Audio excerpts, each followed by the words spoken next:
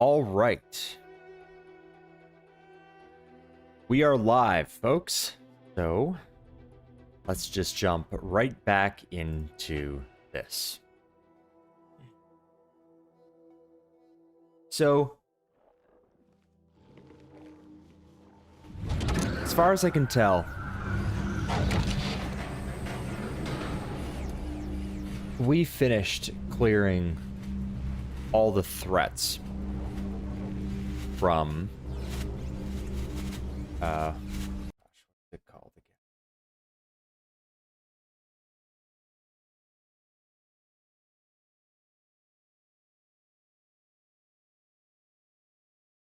again? Anechoic Lazaret.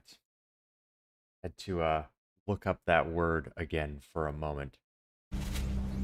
We finished clearing all the threats, I think.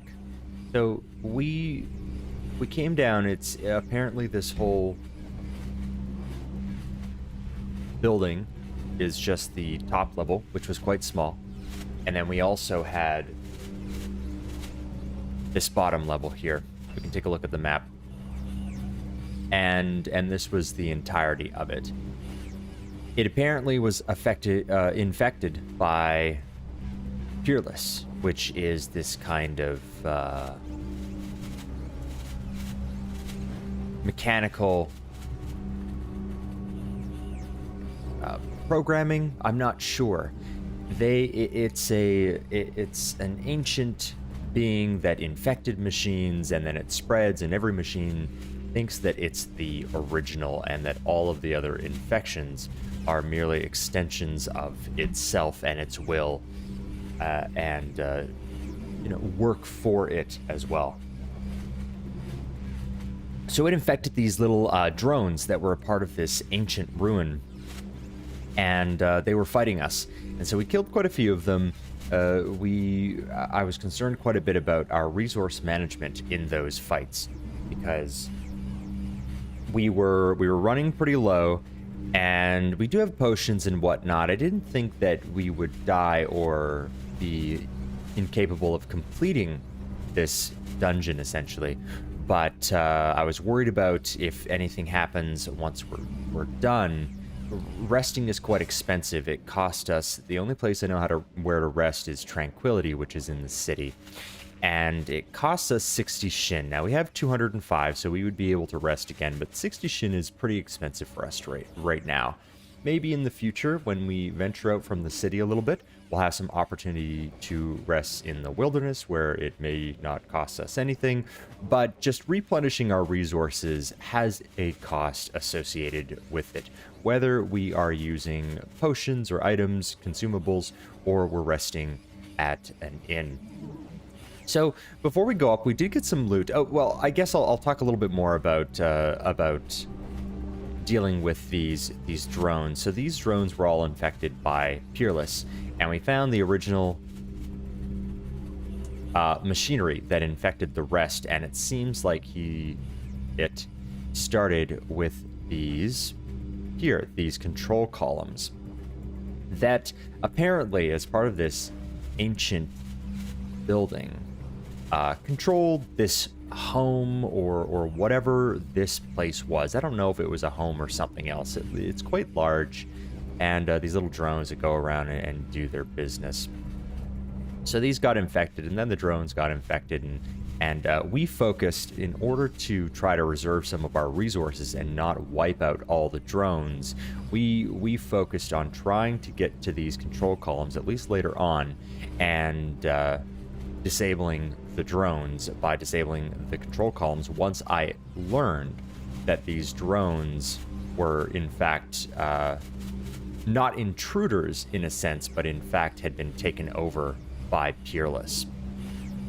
So Qorro was upstairs when we left. I don't know if he's still there, and we're gonna go and see Salimeri, who hired us to do this, actually hired Qorro to do this job along with us. But we told her to give Qorro an opportunity to try himself. And he did come down here, and he was badly injured when we found him. He came back up and it seems barely escaped with his life. So he asked us to finish the job. He's wanting to make an impression on Salimeri, and I'm not sure if there's a love interest there. There appears to be a little bit, but he wants to prove that he is worthy. And you know, apparently he did do some work down here, and there were some of these Murdens, these bird-like abhuman creatures that we read about and then encountered for the first time here at the Lazaret. And he dealt with some of those, but he wasn't able to do the entire thing by himself, which isn't that surprising. There were a lot of enemies down here. They hit pretty hard, and we were able to dispatch with a few of them, but we were getting to a point where we were decently injured, and fortunately these control towers healed us up between each fight. But we were getting pretty low on resources, and I think we're a little more competent than Qorro is. But anyway, let's take a look at some of the items that we discovered here. Now, Peerless did mention that that they thought that all these trinkets and stuff were useless, and the real value in this place was, you know, had to do with some sort of way to leverage or gain or perhaps discover power and control or something like that. And I don't know what that means. We haven't learned anything about these machines, and maybe, you know, maybe we go and talk to one now. They all seem connected to each other. Let's go talk to one now, see if we get anything else out of them, and maybe we can learn a little bit about what Peerless was talking about. Let's see. Retiring as always, the intelligent sighs. Oh, this is embarrassing. I'm afraid my energies are far too drained to assist you. Please return in approximately 13 lunar cycles. Okay, so that's, I think, quite a while. So, yeah, when we spoke to the other ones, the only thing that they did for us, really, was heal us, and they expended themselves in doing so, and they each expressed that they couldn't do it again. And so that's all that's happening here, so it doesn't look like we're going to be getting any kind of information. So, let's take a look at our inventory and the items that we got. So, we already looked at this guy here. This is the antagonist. And, at any sign of mirth near the antagonist, the stone ball will start howling at an ever-increasing intensity until it completely drowns out the laughter. Quite an item to have around, so no joking around, I guess. This here, chromovolum, which we can use. This brightly colored aquatic creature has a short loop of elastic material running through one of its 7 legs. So I'm not sure what happens if we use this item. Maybe we hold on to it for now and take a look at it later. I wouldn't want to I wouldn't want to use it and it be useful and that use go to waste.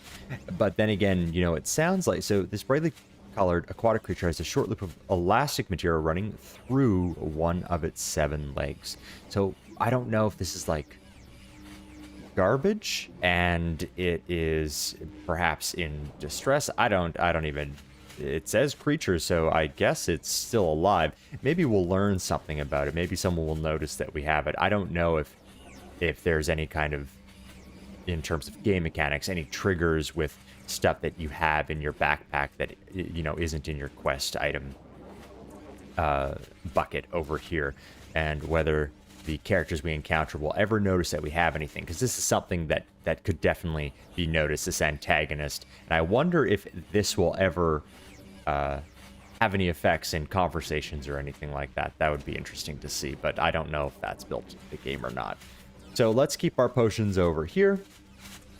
We have this book that we took from the Order of Truth, and we did learn a little bit about some of the enemies that we saw here. We didn't fight any Murden, but we did see quite a few of them, particularly down here, that were absolutely torn apart by this sentient mechanical being, Peerless, that was not happy when they opposed some of the actions that he wanted to take.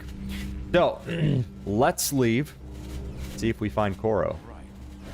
And we weren't able to talk to the drones or interact with them in any way, so we'll just leave them to their business, I guess. Well, Qorro is still here. So, let's see. Anything else here to do? I don't remember what happened when we interact. Oh, right. This is the corpse. We'll leave the corpse alone. Okay, so let's talk to Qorro. See what he says. Take care of our falling star, Cal. So he is still stuck in the same dialogue loop that he was in before. So maybe we'll see him when we go back to Salimeri. When someone tells you to take care of unfinished business before leaving a location, take heed. Usually you won't get a chance to return later. So a game mechanic, essentially.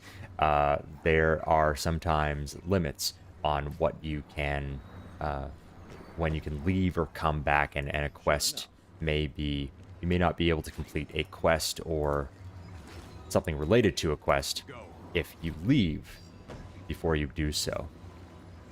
Okay, so we're going to go to Circus Minor.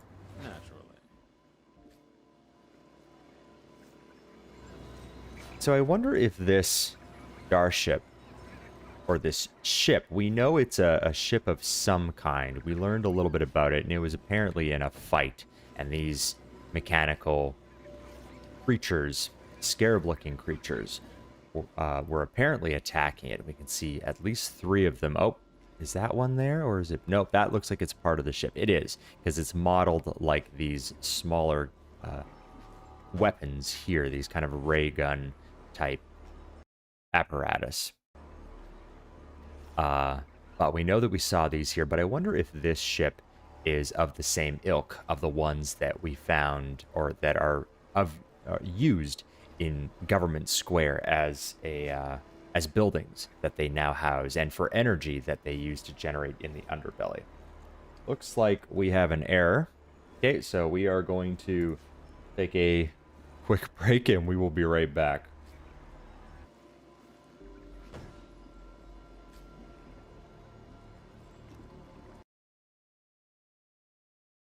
Yes. All right, folks, we are back. Just a quick game reset. We had a crash there, unfortunately, but we were able to come back where we left off. So we were talking about just a little bit about this ship here, and if it's of the same ilk that are in the Government Square. And I don't know the answer to that question. All right. Spending effort on an attack not only increases your chances to hit, but also increases the damage you deal. And of course, we have been exploring that in our combat. Learning a lot about the combat, starting to really understand the characters and the mechanics a little bit better. So I feel like I'm getting into the flow of things a little bit. And it looks like we can add, if we look here, there's 4 spots here. So it looks like we can add another companion at some point, though we'll see who we end up adding. Okay, let's go straight to Salimeri. We're not going to check out anything else here for now. We're going to see what she has to say. And hopefully Qorro can make his way back safely.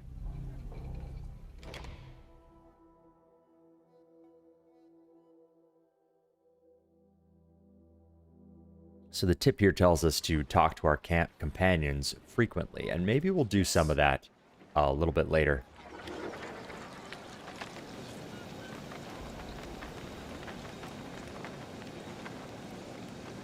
All right, in we go. Let's quick save here. I believe it auto-saves as well when we go through transitions. Edge in each stat pool acts like a discount when using points from that pool. Yeah, we've learned a little bit more about that, and it does seem like a useful ability when you level up. I'm pretty tempted by choosing new abilities in the specific sense. But we might choose Edge for our intelligence when our intellect, when we level up next time, because it sure would be nice to not expend resources as much as we've been doing. That fight those fights were pretty prolonged, and we were getting pretty low on our resources. And Calistate does not have any of her own edge either. The only one who has any edge is Tibir. And he has edge on speed, which is the primary mechanic for his weapon, and some of his abilities as well. So that's been really useful. He doesn't deplete this nearly as often, so it doesn't matter as much that his pool isn't as large, because he doesn't use nearly as much of it as we do. Yes, child. Oh no, we're going to Salimeri.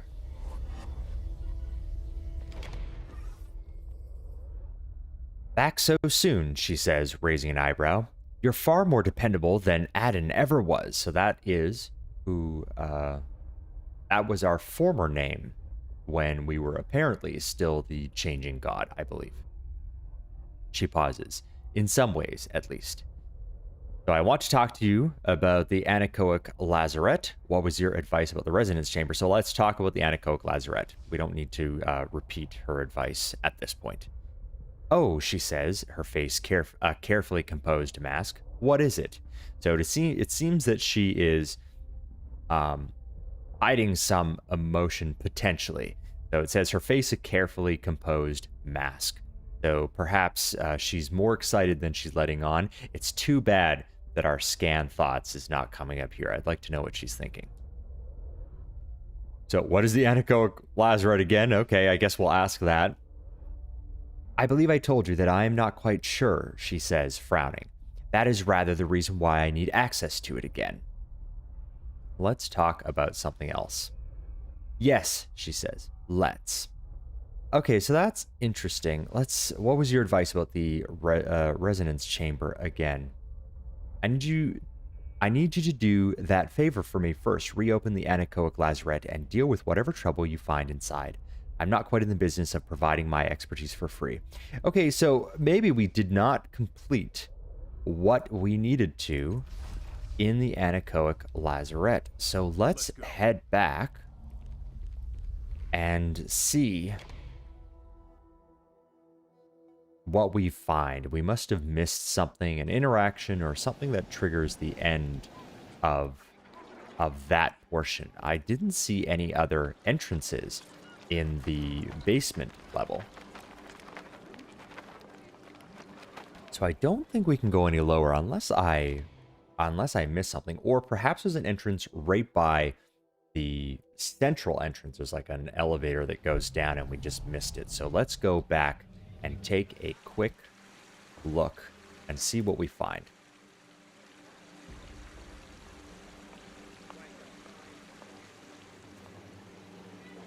Otero, a child, it looks like. Wonder what he has to say. He has a name, so he probably has something to say. Be careful not to drain your pools too quickly. That's right. Yes. So what is it called on the map? Yeah, Anechoic Lazaret. Like it, yeah, we checked that previously. So it is I knew it was the right place, because Qorro was there. But I just want to make sure that we're getting it right. So let's see if there's a lower level. So we'll use the metallic eye to open the door. Once again, the synth fibers connect themselves to the eye, commune with it for a few moments, and then withdraw. The door slides open, and you step into the chamber beyond. This very small chamber on the top level, which matches the architecture on the outside. So this appears to be the only door here in this first level. Let's go down there, and let's check around this main door, see if there's another level that perhaps... Oh, okay, alright, well that was interesting. They were all peerless there for a moment. So let's bring up the map again. Let's move away from this space. That's to leave the area. I'm not seeing anything on the map. Control columns. What if... I'm ready. Don't see anything here. We spoke to these guys and they just lamented that they are depleted. I wonder... Yes. Now. can't interact with the drones. Absolutely. There's no other doors. I'm I going. suspect that this control tower is simply going to tell us that, yeah, that it can't help us. Don't mind if I do. Nothing here. Check the map again. Make sure we're not missing anything. We've got these vents here. Let's just check it out. Go back to the original tower over here. See if there's anything there. Frustrated, the machine intelligence groans. I'm exhausted, sorry. I won't be able to heal you again. Okay, so that's a repeat of what it said last time. We'll open up this door. I don't think that has anything to do with it, but we might as well try. Maybe we go back and interact with this guy again. And see what happens now that all of the control towers have been purged of Peerless. Of course. Just crackles. Okay. Yes, child. So, I don't know what I'm missing. I'm ready.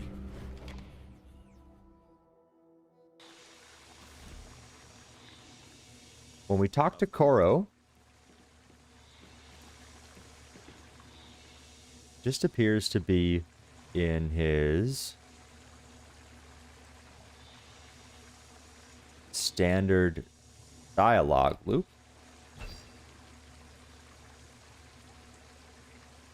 I certainly hope that it's not bugged. That would be unfortunate. Yes. Okay, I'm going to do some searching around here. We're going to take a short break, and I'm going to see what I can find. I don't want to bore you with just looking around at how to complete this quest. Let's try talking to Calistate. See if she says anything. She raises an eyebrow and waits. Nothing here about the quest. Let's move on. Okay, we'll take a moment, and we'll be back in just a few minutes.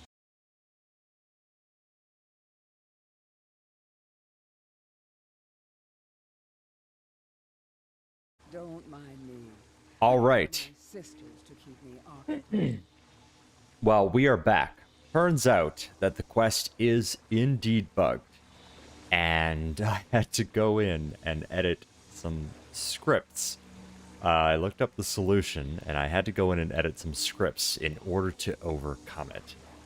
So, it has been fixed. So we should, at this point, we'll go here. So, this is the problem. It does not see us as having cleared out the Peerless infestation. If you encounter this bug, I think what I'll do is I will post the solution that I found in the description, and you can follow up, because if you do encounter this bug, it is quite frustrating because it is part of the main quest line. And anyway, after changing, Yes. Now. making some changes on an XML file, now when we come down and we speak to, or we interact with the drone, it will register the quest as complete. There we go. Quest updated, the Anechoic Lazaret. And now if we go to our journal, now we have returned to Salimeri. So I've destroyed all the Peerless drones. So we did destroy the Peerless drones. And the Lazaret appears to be safe again. Salimeri will want to hear what happened. Okay, great. So let's do that quickly.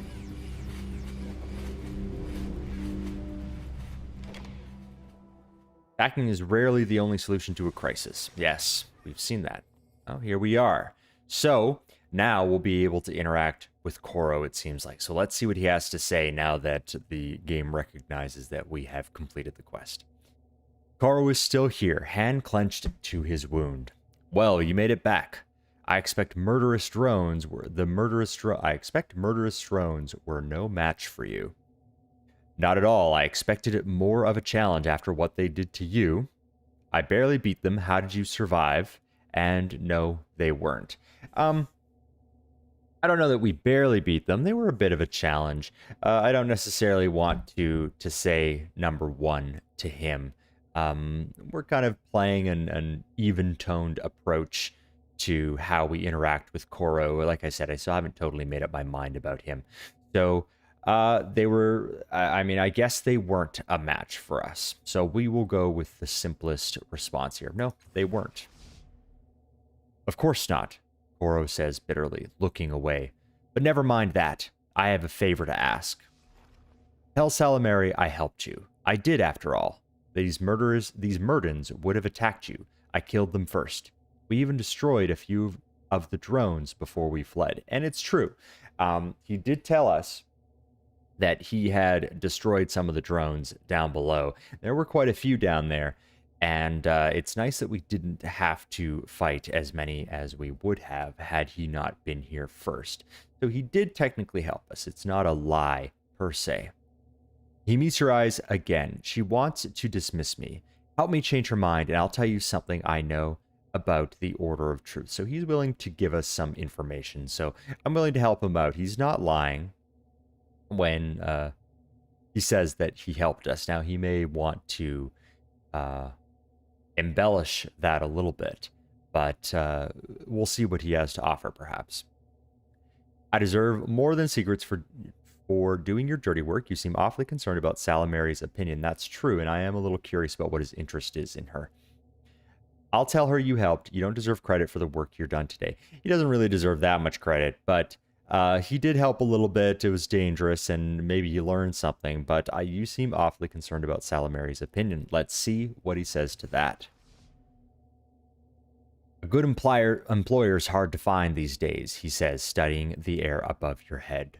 So none as clever and beautiful as she is anyway. So yes, I was correct. He has a romantic interest in Salimeri. So we'll see how that plays out.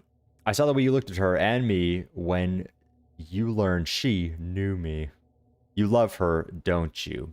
All right. So sure, let's pursue this a little bit. Let's see what he says. His eyes widen, then his mouth firms.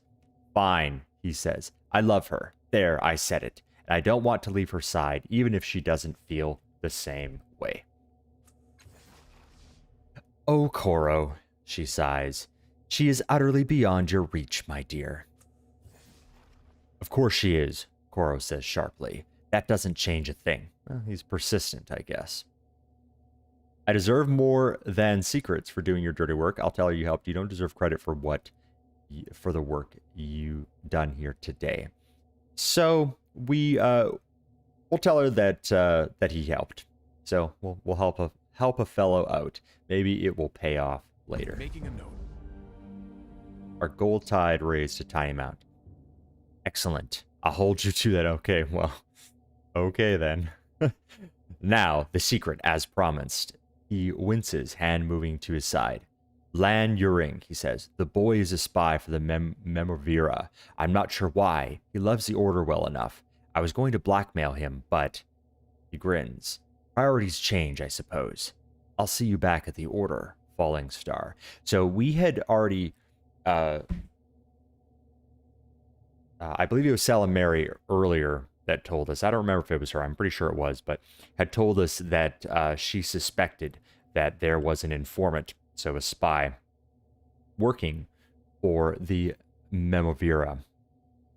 And so apparently that's true, and Qorro knew, and he was going to leverage that to his advantage. But and I guess he did. He used it as part of it was part of what convinced me to tell Salimeri that he was helpful, which he was. It's not totally a lie, but probably a little less than he'd like her to believe. So we now know he has confirmed that there's an informant. So we still don't know if it's actually true. We haven't done any independent investigating on this, but it's Lan Yuring, the boy. So he's a spy, and so we'll see where that leads us.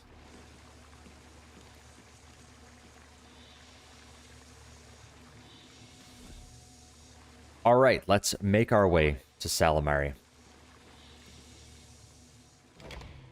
you find yourself wondering where to go or what to do, check the journal screen to refresh your memory. Yes. Journal screens.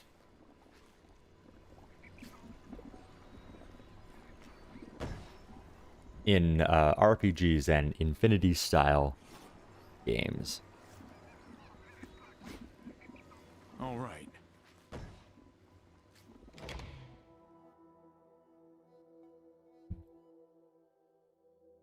When you sleep, your might, speed, and intellect pools are fully refilled. However, events can progress while you sleep. Yes. Interesting. Make our way to Government Square.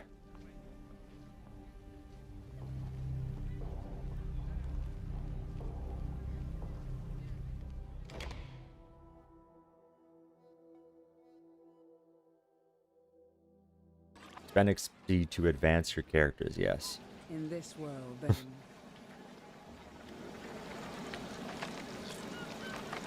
I'm ready. Let's start reading those earlier.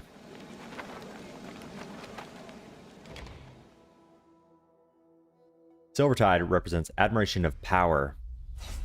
Let's save before we speak to her.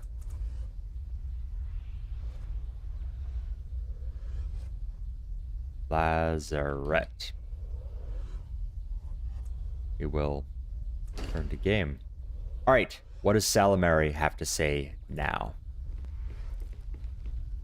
My studies have Just had to update some documents. Let her know that we cleared out the Anechoic Lazaret. Quest complete, the Anechoic Lazaret. Salimeri, there you are, she says, beaming, and holds out a smooth palm. The Eye of Mlox, please. You hand it over, and she returns to her workstation. Then she gradually inclines her head in Qorro's direction. Was he of any use to you? Qorro gives you a pleading look. And we'll hold up our end of the bargain. We don't want to do anything that might come back to haunt us later. So we'll say, yes, he was. Well, that might come back to haunt us later. Gold Tide raised a small amount. Very well, she sighs. Qorro, you can stay. Do try to limit your failures in the future to matters I care less about. Qorro exhales all at once and nods in your direction. So he kind of owes us here. We did him a pretty big favor. It's his employer, for one, and that was a concern to him. But he also is interested romantically in Salimeri, and he's just trying to hold on so that she doesn't think less of him.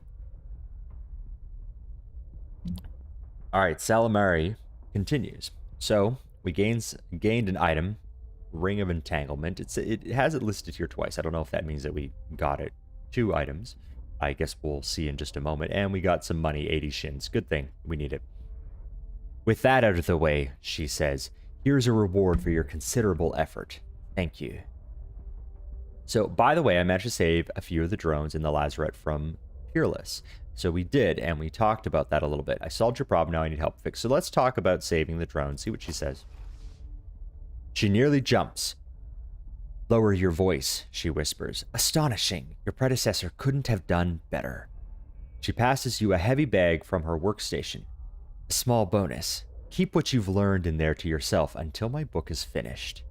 Alright, so we gained another item for saving some of the drones. Aerith. I've solved your problem. Now I need help fixing the resonance chamber. Gained a little bit of XP. Well, I remember what Aiden told me, she says, frowning. The chamber was built with living crystals from a world called the Ascension. Your predecessor was remarkably resistant to telling me what it was for, regardless of the interrogation methods I employed. Her mouth quirks.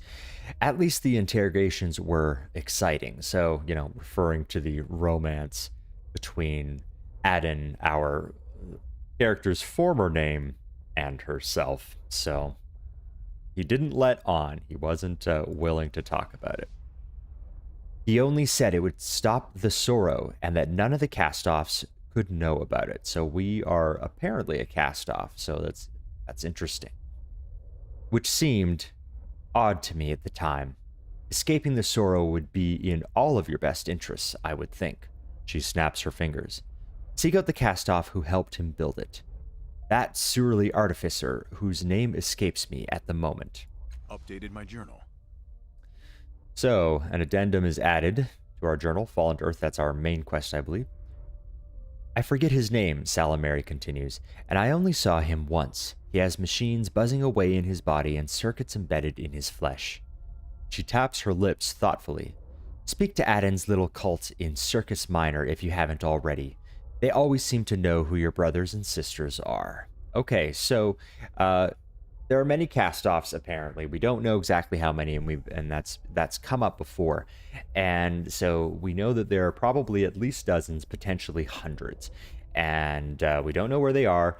And so we're going to probably need to go to speak to them and find out, as she suggests. So I've been waiting for the moment when we would go speak to them. Maybe we'll go do that in a little bit.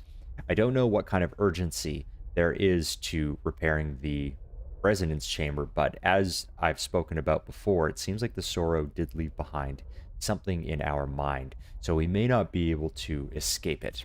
And I don't know if that clock is ticking or not. Outrageous, she mutters. Alagern was actually right about something? Now, Calistate. The man is exceptional in his own way. Just because he can't match your analytical speed doesn't mean he does not have gifts and wisdom of his own. She arches an eyebrow to you. At any rate, seek out the cult. They should know how to find your machine man brother. All right, let's see if that's all she knows. That's all you know.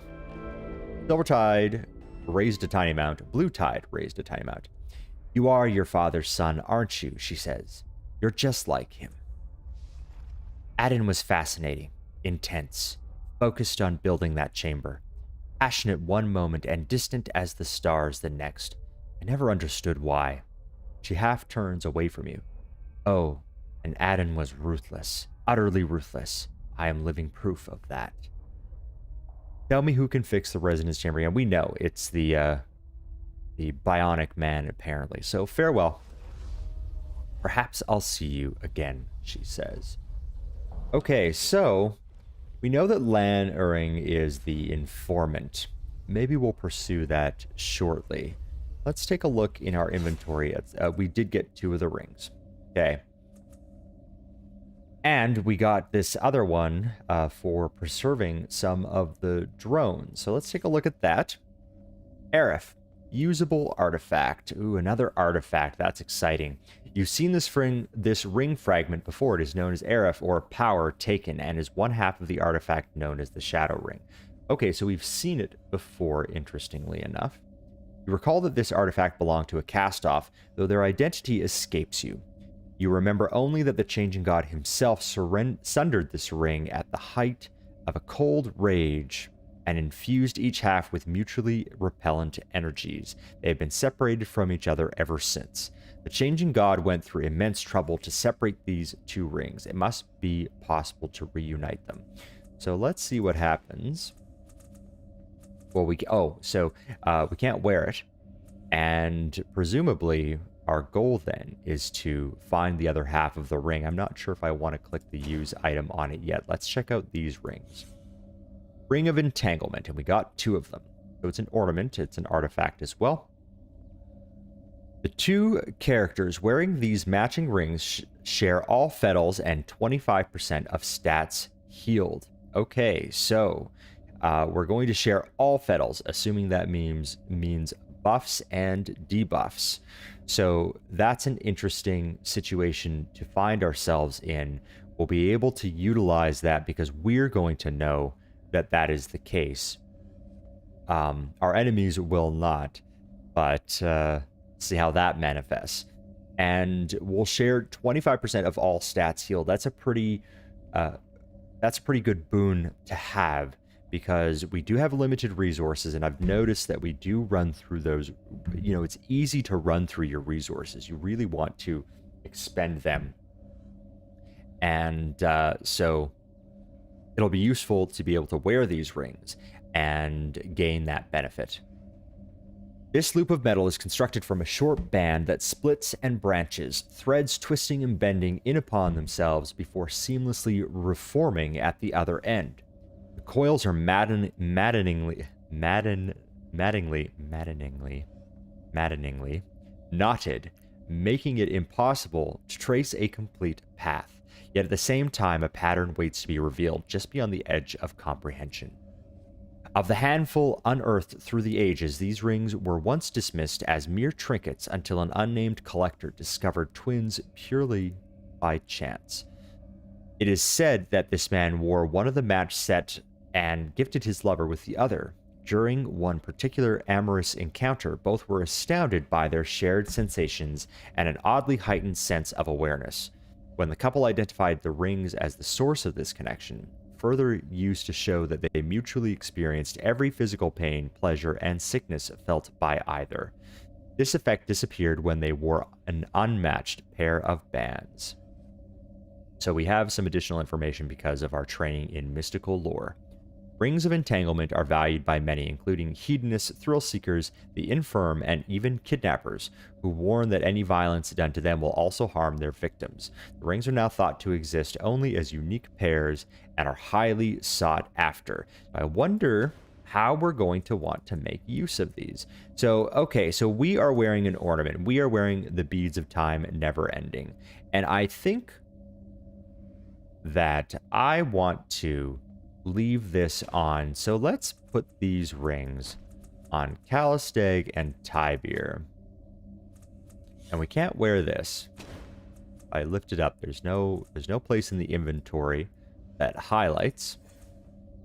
So this is going to, any Fetals and stats healed are going to confer between them. That's a little unfortunate that we won't be wearing this with Calistate, because when she boosts her intellect pool, that would boost ours as well. We would get 25%. So, and I don't know if that rounds up or down. So 25% of all stats healed. So I don't know if we did 10, if we, that's 2.5. So maybe it rounds up to 3. I don't know. So let's go ahead. Let's see. Does he wear an ornament? He does not. So they're going to share their... Be interesting if oh, look at that, looks like she levels up, so we'll do that in a moment as well. So in terms of Fetals that they have, so we can look at the ones that they would possibly share. So let's go to the character sheet here.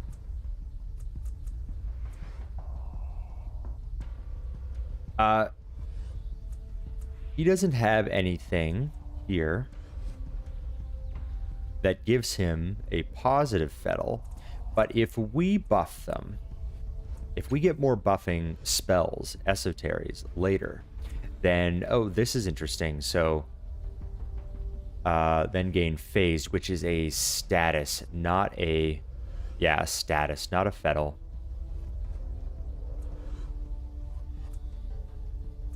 So that's unfortunate that they don't have any built-in Fetals that they can give to themselves. Buff Fetals. Positive Fetals, I should say. That's what they call them here. I'll try to use the terminology that they use. Now, Aligarn, his character was built largely around Fetals and giving himself positive Fetals. So if we had Aligarn in the party, we would really be able to make use of these rings by conferring that bonus, those bonus Fetals to whomever else was in the party. So it could be us or whomever we chose. So that's a little bit too bad, but we'll go ahead. So it might have more, since we can't apply really any positive Fetals. Innervate does not give a positive Fetal. Although if we negate a Fetal with Innervate, I wonder if it negates it on both of them. That would really improve the power of this spell, although it's just kind of negating a negative that's on them, but it makes it easy to negate in terms of when you're balancing the positive and the negative of having both positive and negative Fetals. Being able to negate the negative ones on both of them kind of diminishes that negative aspect of wearing those rings. So that's a good thing to know. I won't put them on just yet. We'll keep them in the backpack for each of them until we decide to boost some of our stats or something like that, or we notice that we're getting some positive fetals. I don't really have anything that confers a positive fetal right now in terms of an ability, so I'm not going to. She does. She still has. Calistate still has the positive, the ability. Oh, and I can't bring up her stuff. I wish I could. So we use that cipher that gives her the vapors, which gives her the edge on this here. So, but we can only see that in combat. So that's fine. So we'll leave these off for now. And if we notice that we're getting a lot of positive fetals, we'll put them on. But, or if we're going to boost some of our stat pools, we'll wait until we do that, because we're going to be using a potion. So maybe before combat or something like that, we'll go ahead and we'll check that out and we'll put them on. But let's go ahead and let's do a quick save. And then let's go ahead and level up Calistate.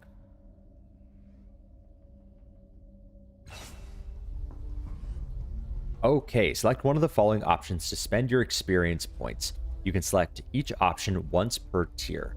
So, increase edge or extra effort. I feel like, because her max effort is 2, which isn't very high, but I am thinking that increasing edge, I've seen how that can be very valuable.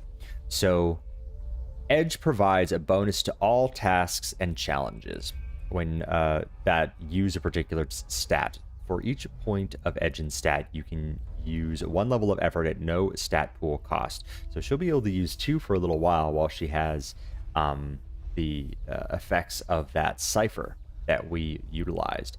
So we're going to go ahead. A lot of her abilities function off her intellect. And when that cipher, when we use up that cipher entirely, she won't have that anymore. And it'll be really useful to have that edge on the intellect. Okay, great. Ready. So let's go ahead and leave for now.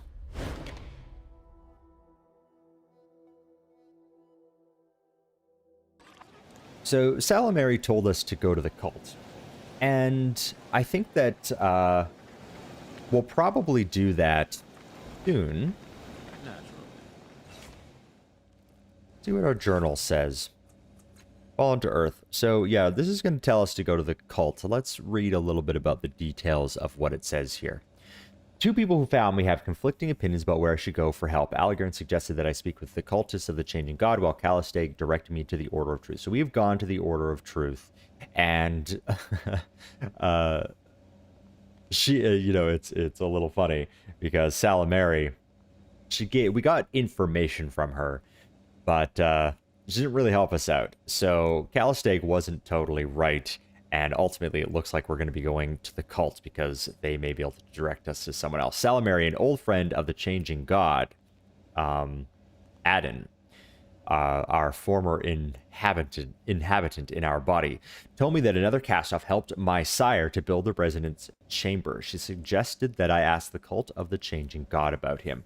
So it's interesting because they talked about how the Changing God didn't want the other cast-offs to know about the resonance chamber, but apparently had one of them help with building it. So I don't know why there's a conflict there, or why the Changing God was okay with that cast-off in particular. Maybe he just had a specific set of skills that were difficult to find elsewhere. Forward and Lost. Find the book. This is the Felinda that we spoke to in Circus Minor. Upset about it. Speaks in third person, and upset that we borrowed a book that we never returned. So, stole a book. We'll see if we come across it in our travels. I need to find the book that I supposedly borrowed. Felinda didn't provide any clues about its whereabouts, but did mention that the book has a 5-colored sigil on its cover. So we're going to keep our eye out for that book. Is that book we picked up? I don't think it has. It does not appear, and I don't know how accurate these pictures are, but it does not appear to have any sigil on the cover. Okay, so we have a little bit of freedom to kind of do what we want. We don't know how long it's going to take this to find this man that we're searching for. We do know that we need to go to the cult of the Changing God. That's where Salimeri directed us. I wonder if we would come across him any other way, or if the only way is to go to the cult. Let's go ahead and interact with this pool. I've been interested in what it is and what might happen. This fountain is constructed of a material that seems halfway between wood and stone. It doesn't contain water as might be expected. Instead, it's filled with swarming, tiny, fish-like creatures that leap and cavort in a wriggling mass, chattering to each other in what sounds like 1,000 different tongues.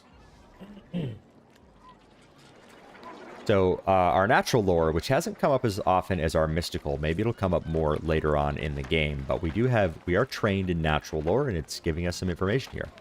So, it's telling us what these are. These are jallies. Nearly harmless creatures that are usually found in clouds above the sea.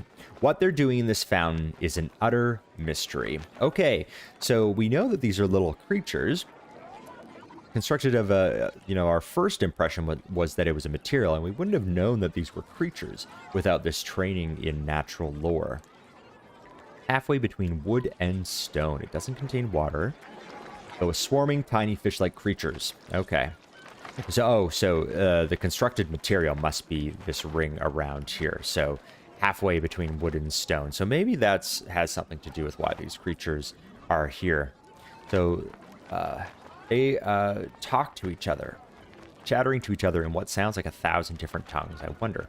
Quick fingers, catch one of these creatures, listen to what the creatures are saying, examine the wood-stone foundation, or leave the fountain alone. Let's look at the wood-stone foundation, see if that gives us any information.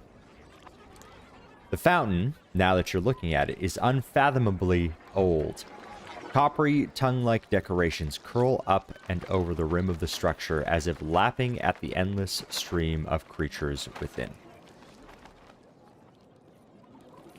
More information from our training in natural lore. You take in the surrounding architecture before returning your gaze to the fountain. The structure easily predates the buildings in this plaza and possibly the city. So the buildings are those ancient ships. So it's interesting that this structure is older than them, because someone that we spoke to suggested that they could be millions of years old. Unless I'm remembering that incorrectly, which is definitely possible. It might even be older than the Ninth World. Okay, so pretty old. Let's try, we'll examine it again, see if we get anything else. You're once again struck by how old and perfectly preserved this fountain is. So it is interesting that it's perfectly preserved. I wonder if it has anything to do with those creatures, the jallies. But let's try to find out what they're saying. You fold your arms, listening intently to the fish jabber at each other. It sounds like a cloud of nonsense syllables mashed into baby speak. Ooh, our perception. So picking up that perception skill has given us something here that we can read. A few often repeated sounds tug at your attention. There is no string of gibberish after all. This is no string of gibberish after all. They are speaking a variety of languages, but ones you've never heard before. We'll spend a little more time listening to them. The fish-like creatures continue to gibber in a song of melodic syllables and broken words. Spend more time. Let's see if we get anything else. Nope, just repeats. So catch one of the creatures. So since we aren't in combat, our allies can help us. So let's see if she has any better luck than we do. Nope, 20%. So yeah, Tibir will be our best shot at this. That doesn't surprise me. So his base, ours is 20%. This is a fairly difficult task. And let's look at that breakdown. It's just the base difficulty, and we have no modifiers. So, Tibir, base difficulty, of course, for him is also 20%. But of course, he gets that, he has edge on his speed ability, so he gets 1 level of effort automatically. So that gives him 20%, and he is trained in quick fingers, so an additional 15% for a total of 35. So, but 55 is pretty low. You can go up to 75. This would totally deplete, but it would make sure that we get one. I wonder how valuable this is to us. Well, let's go ahead and we'll gamble a little bit. We were successful. Roll those dice. So, you deftly snatch a single fish from the glistening, tumbling flood. The bubbling mass of remaining creatures squawk together in nonsensical outrage. They don't like that we took one of their little companions. So we gained an item. A galley. A jally. Try to catch another creature. Spend more time listening. Or I don't know if we want to. Maybe we want to. Actually, maybe we do want to. Because they seem to be speaking to each other. And they were angry that we removed this one. So maybe he'll be a little too... maybe they are social... They appear to be social creatures. Maybe they... for their well-being, they need some kind of partner. Oh no, he took some damage. You close your hand around another fish. Tiny teeth chomp at the flesh between your fingers. And you release it with a curse. Okay, so we took some damage there. That's okay. Let's see what happens, or what this jolly is all about. So it is worth money. You caught this creature from a fountain of sorts in Government Square. Small, fish-like, and constantly squirming, it never requires food or other nourishment, and it gibbers constantly in an indecipherable language. So maybe we will learn what that language is eventually, and we'll know what it says. So, spend more time listening, just in case anything happens. No. We'll leave the fountain alone. So, I'm sure that this will come into play later. Maybe it's just something that we sell, and we went through all that effort for something that we would be able to get some money for. So we'll hold on to it for a little while. Maybe it'll come up later, but who knows what'll happen. In this world, then. Hey. I want to check out the Red Thicket. I wonder what happens when we go in there. But before we do that, let's take a quick break, and I'll be back in a couple minutes, and we will pick up from there in a bit.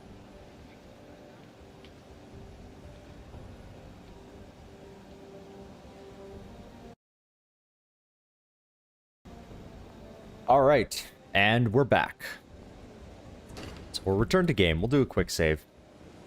Yes. We got our little jolly fish. All right, so let's check out the Red Thicket. So this was a space, we learned a little bit about it earlier when we read in the codex about it. So it's a place for private meetings, it appears. So it apparently hushes conversations. I don't know if that only means physically or if there's some kind of protection in terms of from mind reading as well. So let's head in there and take a look around. I don't know if we'll be welcome. I'm ready. So, ambassadors. Jibra ambassador. Harefi ambassador. Another Jibra dignitary. Can't tell if... I'm looking at the kind of morphology of his head here. And it looks different than this guy. It's a city official. Looks different than this guy. I don't know if they're wearing something. They're obviously their bodies are different. His feet are webbed like his. So that's oh yes. So they're obviously like a water, an aquatic type creature.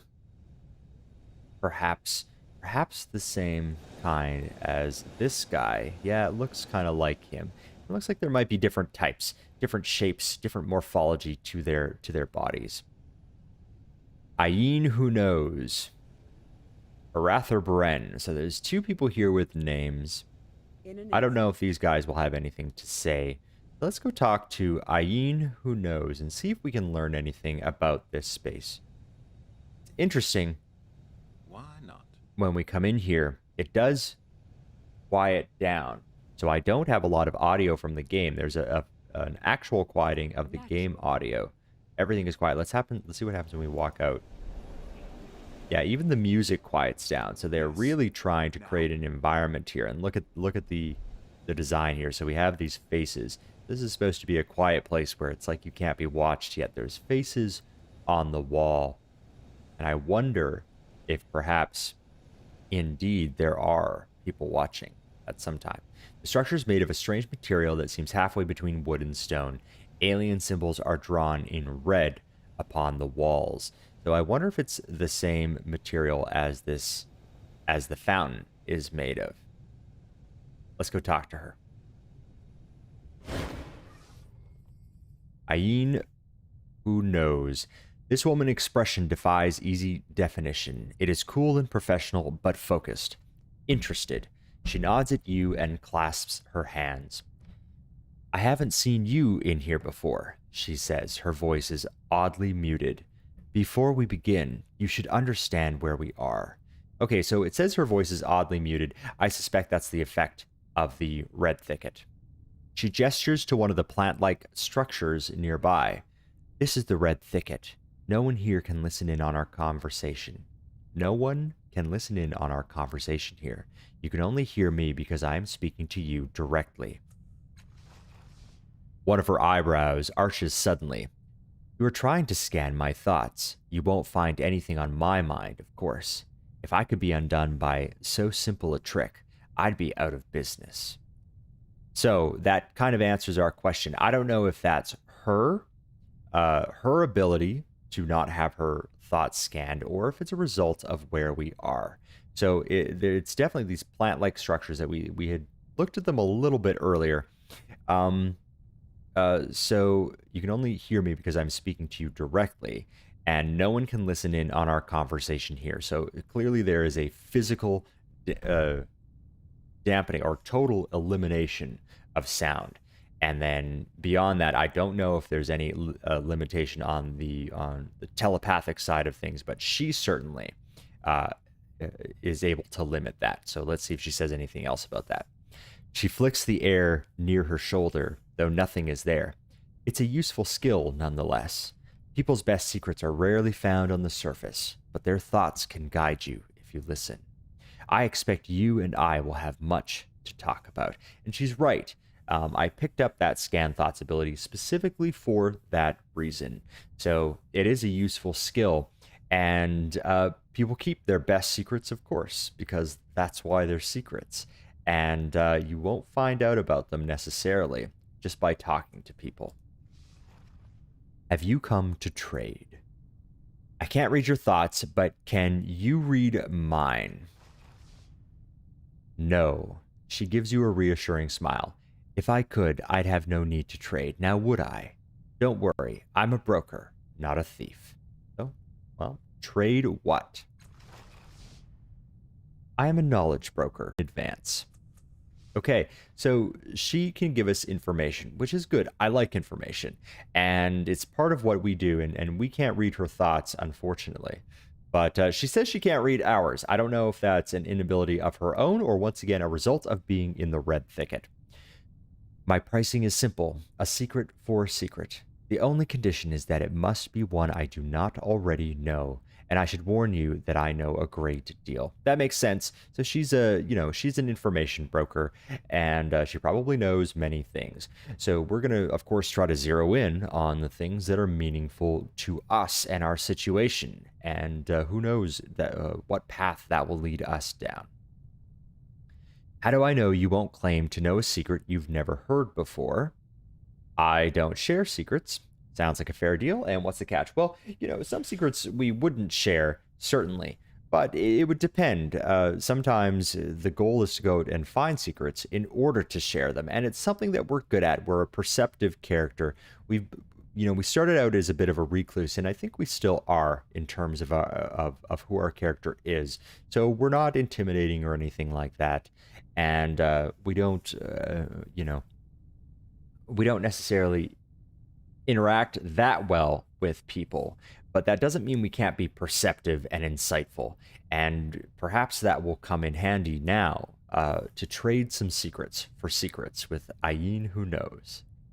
So, how do I know you won't claim to know a secret you've never heard before? So, just kind of almost a type of haggling.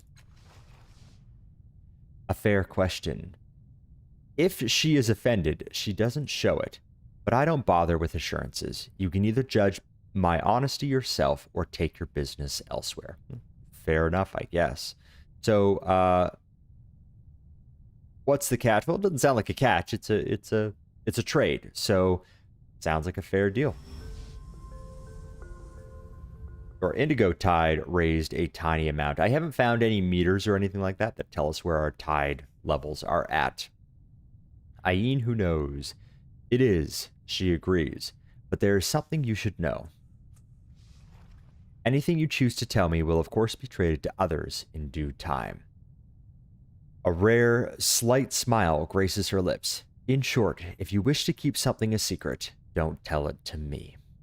So, it's a good point. So we will be judicious in the things that we choose to tell her, because there will be secrets that we don't want her sharing. And I wonder what kind of consequences that could have down the road. Why don't you trade these secrets directly to the people involved? I'm interested in exchanging secrets. Let's ask her about that. A number of reasons, she says, but chiefly this. I am a broker, not a blackmailer. Okay. Fair enough. All right, I'm interested in exchanging secrets. Good, she says simply. What information do you need? So, is someone in the Order of Truth a spy for the Memovira? We already know that. Qorro told us, and I forget the name, but if we were to go back in, we would be able to pick him out. So I don't want to ask about that, because we already know the answer. I want to propose something different. I'll trade you information for a secret you find interesting. Actually, I don't want to trade any secrets right now. We could go down this and kind of test the waters. I hope it wouldn't be a waste, but let's go ahead and give it a try. It's a risk, but let's see what she says. I'm interested to see where this might lead. Genuine pleasure warms her face. So who knows if that's because she is happy that we're giving her a secret essentially for free, or if she just delights in her work and would love to give us some information. Agreed, she says. What do you offer? I can tell you some secrets about myself. Would that serve? Would you accept secrets about Sagas Cliffs? Never mind, I don't want to trade a secret. So let's see, secrets about myself. Now, we know that she will trade those. So maybe we don't want to give secrets about ourselves. Let's see if we know anything about Sagas Cliffs. Of course, she says. If I don't already know them, of course. The Anechoic Lazaret in the reef can be opened with the eye of a Mlox. So this would anger Salimeri. Actually, let's talk about a different kind of secret. Okay, so I don't have to commit to it. I don't know how much more we're going to interact with Salimeri. So it will almost certainly have consequences. So we have to always think that these will be traded. And this sounds like a valuable secret to know that. And who knows who would end up in that space. And the Peerless said that it was a space to garner power and influence. Excuse me. So that could be very valuable information for someone looking to do that could maybe do that. So maybe we want to be careful about that. Actually, let's talk about a different kind of secret. I can tell you some secrets about myself. Would that serve? It might, she allows. What can you tell me? Lie. I'm the changing god. I was the falling star that appeared in the sky over the city. I'm a cast-off. Actually, let's talk about a different kind of secret. So, interesting. It seems that a lot of people already know that I'm a cast-off, so she may not accept that. I was the falling star that appeared in the sky over the city. Salimeri was the one who was most interested in us, but there's probably others that are interested in us as well. So this could lead to some consequences, and we could lie. She probably knows if we're lying, and I don't want to do that. just yet, not this early on.